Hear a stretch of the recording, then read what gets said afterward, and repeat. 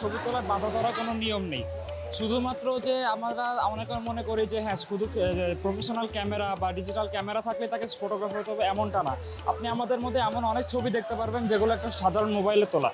ছবি তোলার জন্য যেটা দরকার সেটা হলো কঠিন দৃষ্টিকোণ, মানে ইউনিক বা অনন্য দৃষ্টিকোণ। আমার মনে হয় ইউনিক বা অনন্য দৃষ্টিকোণ এবং বেসিক যে ফটোগ্রাফি রুলসগুলো থাকে, যেগুলো একেবারেই নগণ্য বা না মানলেই না, সেগুলো যদি কারো জানা থাকে তাহলে যে কারো পক্ষে অনেক সুন্দর এবং সৃজনশীলতার সাহায্যে ছবি তৈরি করা সম্ভব।